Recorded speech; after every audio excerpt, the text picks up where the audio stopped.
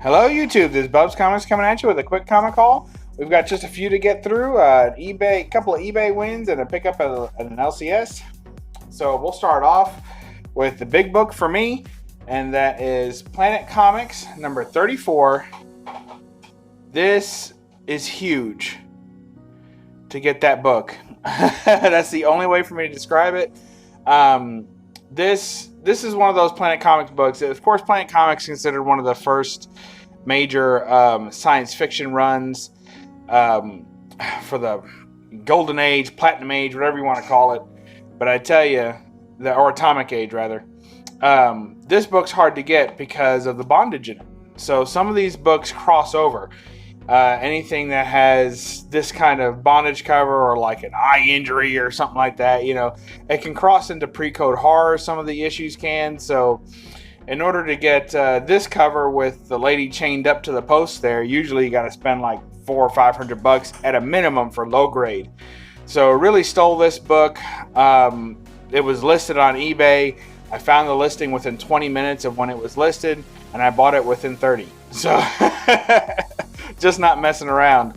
And that's what happens when you're looking to finish a particular run and you're trying to get it as cheaply as you can. It's best to just you familiarize yourself. You know when a book comes up, whether that book comes up often or not. And this is a book that does not come up often cheaply. So now I've picked up two books kind of in a row of these Planet Comics that normally I would have to pay a ton of money for, and I kind of got lucky on some buy it now. So that's what we have right there. Planet Comics number 34. Fantastic art. Looking great. So there you go. And then real quick, I just picked up this Comic Fest. It's the only one I got so far. It's Boba Fett Comic Fest by Terry Dodson. Can't go wrong with Terry Dodson. So it was a pretty cool cover. I like that. So there you go. All right, now a real quick one. I picked up a whole run of these books. I passed on a run of these books not too long ago. If you guys follow my channel, you know I'm a big Wally Wood fan, and so I picked up his Canon run. So there's Canon number 1. And for these, I often don't take them out of the bag or anything like that, but these deserve it. So here is Canon number 1. That's like his secret agent line that he did. So if you're familiar with Wally Wood's work, a lot of it's pretty risque. It says adults only. The interior is filled with adults only material. And the back even finishes up the panels. We won't linger on that too long, but it's pretty risque stuff. So there's number 1. Picked up the full set. Show off number 2. There. Very cool. And these are like oversized editions, that you can tell by the books behind them. These are fully oversized.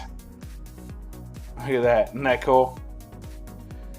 So some were mail-aways, like they were like $4, which included shipping and handling. Very cool. I'm very pleased to have this set. There was only one other time I've ever seen the set in the wild complete, and I passed on it because I was at a convention and I just had other things I wanted to buy. But I've been kicking myself ever since, and I basically ended up picking up this run off eBay. And what happened is that they are basically Treasury size. They're a little shorter than Treasuries. Look at that. That is awesome.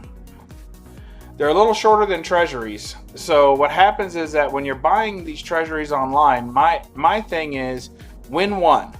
Like find a seller. It's number 3.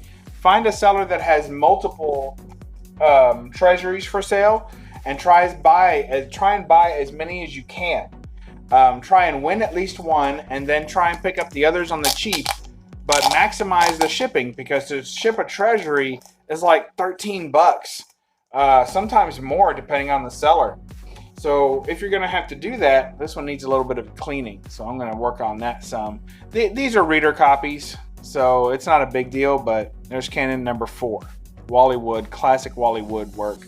This is all self-published Wally Wood stuff. That has a sticker on the back. It's first time I've seen that. So I'm going to have to work on that a little bit. So that's what's going on there. So when you're buying these treasuries, the key is to buy one in an auction and try and get it for the price you want. And as you're working towards that, start putting bids on other treasuries that the seller's offering.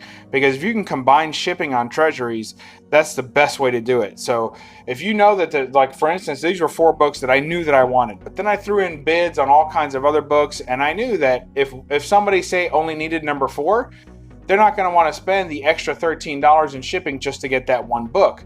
Whereas I can take that $13 and spread it amongst 4 books and makes it a better deal for me and less of a good deal for someone else if they were trying to complete it. So there you go. That's my little spiel on treasuries.